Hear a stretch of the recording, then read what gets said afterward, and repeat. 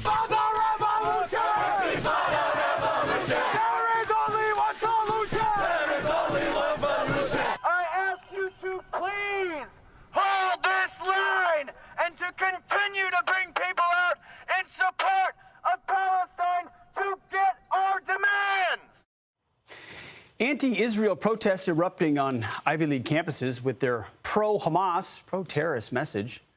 Our next guest says scenes like this one are all too familiar, and that these protesters are following the exact same script as Black Lives Matter and Antifa rioters in his hometown of Seattle starting in 2020. Seattle Talk radio host Jason Rantz joins us now. Jason, thanks for being here. So do you think we're at the beginning of something that we're going to have to deal with through the summer? What are you seeing?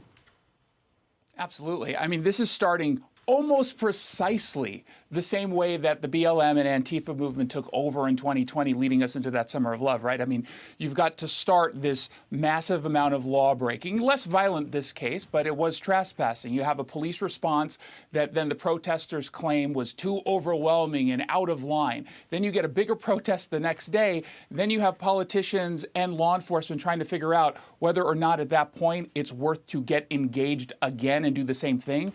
Because if they don't, they end up creating this momentum on the protester side, which then spreads. And that's precisely what we're seeing right now. Because not only is it happening in Columbia, you're seeing these different sort of solidarity protests popping up around college campuses, including Yale last night. And it's only going to continue into this next week. And so by letting up and not putting back some sort of semblance of law and order as far as trespassing is concerned, they're just giving in.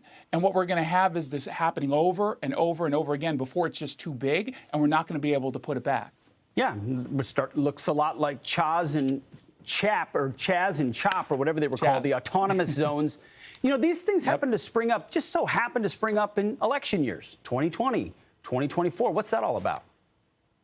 Well, it's because the same people are behind all of this. At the end of the day, what's interesting is, yes, they're anti-Semitic and they don't like Israel or Jews. But the Venn diagram of the anti-capitalists and the anti-Israel people, they're just overlapping. There's no room in between. These are anti-capitalist organizations, socialists, who are going after the oppressive regime of capitalism. And when you pay attention to some of their language, some of the signs that they bring, they're going after the economy. On Monday, when they were blocking the roads to SeaTac Airport or Chicago O'Hare or the Golden Gate Bridge, that was an economic blockade. So they're not really hiding what it is they're really about. They're just using Israel the same way, frankly, they use the BLM issue to just commandeer and then push forward with their own political agenda. These are the same answer folks, the same socialist folks, just a different veneer on the same revolution they're trying to impose on the rest of us. Jason Rantz, you see it from that view because you've seen it from the beginning before.